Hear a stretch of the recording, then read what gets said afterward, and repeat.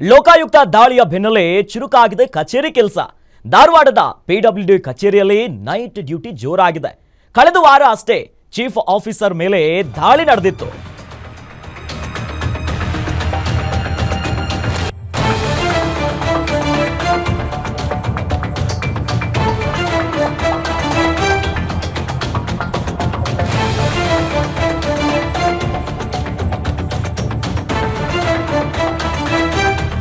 ಧಾರವಾಡದ ಪಿಡಬ್ಲ್ಯೂಡಿ ಕಚೇರಿಯಲ್ಲಿ night duty ಜೋರಾಗಿದೆ. ಪಿಡಬ್ಲ್ಯೂಡಿ ಚೀಫ್ ಆಫೀಸರ್ ಸುರೇಶ್ ಮೇಲೆ ರೇಡ್ ನಡೆದಿತ್ತು.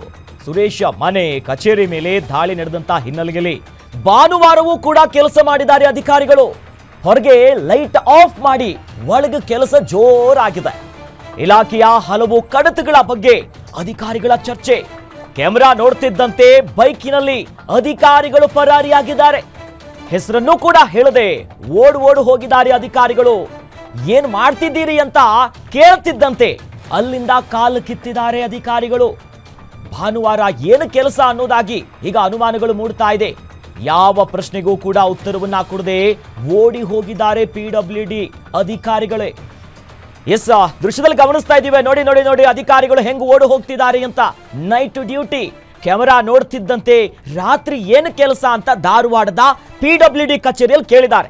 ಏನು ಉತ್ತರ ಕೊಟ್ಟಿಲ್ಲ. ಗಾಡಿ ತಗೊಂಡು ಅಂತ ಹೋಗ್ತಿದ್ದಾರೆ ಅಧಿಕಾರಿಗಳು. ಸರ್ಕಾರಿ ಕಚೇರಿ ಪಿಡಬ್ಲ್ಯೂಡಿ ಕಚೇರಿಯಲ್ಲಿ ಹೊರಗಡೆ ಲೈಟ್ ಆಫ್ ಮಾಡಿಕೊಂಡು ಒಳಗಡೆ ಕೆಲಸ ಮಾಡ್ತಿದ್ರು. ನೋಡಿ, ದೃಶ್ಯದಲ್ಲಿ ಗಮನಿಸ್ತಾ ಇದೀವಲ್ಲ, ಇದು ಧಾರವಾಡದ ಪಿಡಬ್ಲ್ಯೂಡಿ ಕಚೇರಿ. ಭಾನುವಾರ ಹೊರಗಡೆ ಲೈಟ್ ಆಫ್, ಒಳಗಡೆ ಅಧಿಕಾರಿಗಳು ಕೆಲಸ ಮಾಡ್ತಿದ್ದಾರೆ. ಇದು ಬಹಳಷ್ಟು ಅನುಮಾನಕ್ಕೆ ಕಾರಣ ಆಗ್ತಿದೆ. ಯಾಕಂದ್ರೆ ಕಳೆದ ವಾರವಷ್ಟೇ ರೈಡ್ ಆಗಿತ್ತು ಅಧಿಕಾರಿಯ ಮನೆ ಮೇಲೆ. ಯಾಕಂದ್ರೆ ಈ ಚೀಫ್ ಆಫೀಸರ್ ಮನೆ ಮೇಲೆ ದಾಳಿ ಆಗಿತ್ತು. ಅದರ ಬೆನ್ನಲ್ಲೇ ಈಗ ಈ ರೀತಿಯಾದಂತ ಡೆವಲಪ್ಮೆಂಟ್ಸ್ ಆಗ್ತಿದೆ. ಈ ಬಗ್ಗೆ ಹೆಚ್ಚಿನ ಡೀಟೇಲ್ಸ್ ಪಡ್ಕೊಳ್ಳೋಣ. ನಮ್ಮ ಧಾರವಾಡದ ಪ್ರತಿನಿಧಿ ಶ್ರೀಧರ್ ದೂರವಾಣಿ ಸಂಪರ್ಕದಲ್ಲಿ ನಮ್ಮ ಜೊತೆ ಜಾಯ್ನ್ ಆಗಿದ್ದಾರೆ. ಶ್ರೀಧರ್, ಸರ್ಕಾರಿ ಕೆಲಸ ದೇವರ ಕೆಲಸ ಅಂತಾರೆ, ಬಟ್ ಧಾರವಾಡದ ಪಿಡಬ್ಲ್ಯೂ ಕಚೇರಿಯಲ್ಲಿ ಅಧಿಕಾರಿಗಳು ಯಾಕೆ ಇಷ್ಟೊಂದು ನೈಟ್ ಡ್ಯೂಟಿ ಮಾಡ್ತಿದ್ದಾರೆ, ಭಾನುವಾರ ಕೆಲಸ ಮಾಡ್ತಿದ್ದಾರೆ? ಹಲವು ಅನುಮಾನಕ್ಕೆ ಕಾರಣ ಆಗ್ತಿದೆಯಲ್ಲ, ಹೆಚ್ಚಿನ ಡೀಟೇಲ್ಸ್ ನೀಡ್ತಾ ಹೋಗೋದಾದ್ರೆ. ಖಂಡಿತ ಅಖಿಲೇಶ್, ಸಾಮಾನ್ಯವಾಗಿ ಏನಾದ್ರೂ ಹೆಚ್ಚುವರಿ ಕೆಲಸವೇನಾದ್ರೂ ಇದ್ರೆ ಅದನ್ನ ಸಂಜೆವರೆಗೂ ಮಾಡಿ ಅಥವಾ 8 ಗಂಟೆವರೆಗೂ ಮಾಡಿ ಸಾಮಾನ್ಯವಾಗಿ ಅಧಿಕಾರಿಗಳು ಹೋಗ್ತಾರೆ ಮನೆಗೆ. ಆದ್ರೆ ಇದು ಭಾನುವಾರವೇ ಆಗಿರುವಂತದ್ದು. ಅದಲ್ಲದೆ ಹಿಂದಿನ ಭಾನುವಾರ ಲೋಕಾಯುಕ್ತ ದಾಳಿಯಾಗಿ ಅದೇ ಒಂದು ಕಚೇರಿಗೆ, ಪಿಡಬ್ಲ್ಯೂಡಿ ಕಚೇರಿಗೆ ದಾಳಿಯಾಗಿತ್ತು. ಇದು ಒಟ್ಟು 8 ಜಿಲ್ಲೆಗಳನ್ನ ಒಳಗೊಂಡಿರುವಂತ ಪಿಡಬ್ಲ್ಯೂಡಿ ಕಚೇರಿ ಆಗಿರೋದ್ರಿಂದ ಇಲ್ಲಿ ಸಾಮಾನ್ಯವಾಗಿ ಹೆಚ್ಚುವರಿ ಕೆಲಸ ಇದ್ದೇ ಇರುತ್ತೆ. ಆದ್ರೆ ಲೋಕಾಯುಕ್ತ ದಾಳಿ ಆದ ಬೆನ್ನಲ್ಲೇ, ಅಂದ್ರೆ ಒಂದು ವಾರಗಳ ಬೆನ್ನಲ್ಲೇ ಈ ರೀತಿಯಾಗಿ ಕೆಲಸವನ್ನ ಮಾಡ್ತಿರೋದು ನಮಗೂ ಕೂಡ ಅನುಮಾನಕ್ಕೆ ಕಾರಣ ಆಯಿತು. ಈ ನಿಟ್ಟಿನಲ್ಲಿ ನಾವು ಕೂಡ ಕ್ಯಾಮರಾನ ತೆಗೆದುಕೊಂಡು ಒಳಗಡೆ ಹೋದಂತ ಪ್ರವೇಶದಲ್ಲಿ ಏನ್ ಮಾಡ್ತಾ ಇದ್ದೀರಾ ಅನ್ನೋ ಒಂದು ಪ್ರಶ್ನೆಯನ್ನ ಅಷ್ಟೇ ಮಾಡಿದ್ರು. ಎಲ್ಲರೂ ಕೂಡ ಅಲ್ಲಿಂದ ಕಾಲ್ ಕಿತ್ರು. ಅಷ್ಟೇ ಅಲ್ಲದೆ ನಿಮ್ ಹೆಸರು ಹೇಳಿ ಅಥವಾ ನೀವ್ ಏನ್ ಹುದ್ದೆಯನ್ನ ಮಾಡ್ತಿದ್ರಾ ಅಥವಾ ನೀವಿಲ್ಲಿ ಏನ್ ಕೆಲಸ ಮಾಡ್ತಿದ್ರಾ ಅನ್ನೋದನ್ನು ಕೂಡ ಯಾರು ಕೂಡ ಹೆಚ್ಚಾಗಿ ನೋಡಿದ್ರೆ ಹಂಗೆ ಅವರು ತಮ್ಮ ಪಾಡಿಗೆ ತಾವು ಹೊರಗಡೆ ಬಂದ್ರು, ಲೈಟ್ ಅನ್ನ ಆಫ್ ಮಾಡಿದ್ರು, ಬೈಕ್ ಅನ್ನ ಹತ್ತಿ ಹೋದ್ರು. ಈ ನಿಟ್ಟಿನಲ್ಲಿ ನಾವು ಕೂಡ ಹಲವಾರು ದಿನಗಳಿಂದಲೂ ಕೂಡ ಇದೇ ರೀತಿಯಾಗಿ ಕೆಲಸ ನೈಟ್ ಡ್ಯೂಟಿ ಆಗ್ತಾ ಇತ್ತಾ ಅಥವಾ ಏನಾದ್ರೂ ಯಾವತ್ತೇನ್ ವರ್ಕ್ ಪ್ರೆಷರ್ ಏನ್ ಹಿಂಗಿತ್ತ ಅಂತ ಕೇಳಿದ್ರೆ ಅವತ್ತೇ ಹೆಚ್ಚುವರಿ ಕೆಲಸವನ್ನ ಮಾಡ್ತಾ ಇದ್ರು. ಅಷ್ಟೇ ಅಲ್ಲದೆ ಒಂದಿಷ್ಟು ಜನರು ಕೂಡ ನಮ್ಗೆ ಹೇಳ್ತಾ ಇದ್ರು ಭಾನುವಾರ ಕೂಡ ಈ ರೀತಿಯಾಗಿ ಕೆಲಸ ಆಗ್ತಿದೆ, ಅಲ್ಲಿ ಏನಾಗ್ತಿದೆ ಅನ್ನೋದು ಕೂಡ ಅನುಮಾನಕ್ಕೆ ಕಾರಣ ಆಗಿದೆ. ಅನ್ನೋದು ಕಾರಣಕ್ಕೆ ನಾವು ಕೂಡ ಹೋಗಿ ವಿಸಿಟ್ ಮಾಡಿದಂತ ವೇಳೆಯಲ್ಲಿ ಈ ರೀತಿಯಾಗಿ ಕಂಡು ಬಂತ ದೃಶ್ಯ. ಇನ್ನು ಸಾಮಾನ್ಯವಾಗಿ ಜನರಿಗೆ ಇವೆಲ್ಲ ದೃಶ್ಯಗಳನ್ನ ನೋಡಿದಾಗ ಒಂದಿಷ್ಟು ಅನುಮಾನ ಮೂಡುತ್ತೆ. ಯಾಕಂತಂದ್ರೆ ಚೀಫ್ ಇಂಜಿನಿಯರ್ ಆಗಿರುವಂತ ಸುರೇಶ್ ಅವರು ಲೋಕಾಯುಕ್ತ ದಾಳಿಗೆ ಶ್ರೀಧರ್, ಇತ್ತೀಚೆಗಷ್ಟೇ ಚೀಫ್ ಆಫೀಸರ್ ಸುರೇಶ್ ಮನೆ ಮೇಲೆ ರೈಡ್ ಆಗಿತ್ತು. ಆದ್ರೆ ಬೆನ್ನಲ್ಲೇ ಈ ಒಂದು ದಿನ ಮಾತ್ರ ಹಿಂಗಾಯ್ತಾ? ಮೊದ್ಲೇ ಯಾವತ್ತಾದ್ರೂ ಇದೇ ರೀತಿ ನೈಟ್ ಡ್ಯೂಟಿ ಮಾಡೋದು, ಈ ರೀತಿಯಾದಂತ ಕೆಲಸ ಮಾಡೋ ಪ್ರಕ್ರಿಯೆ ಆಗಿತ್ತಾ ಅಂತ?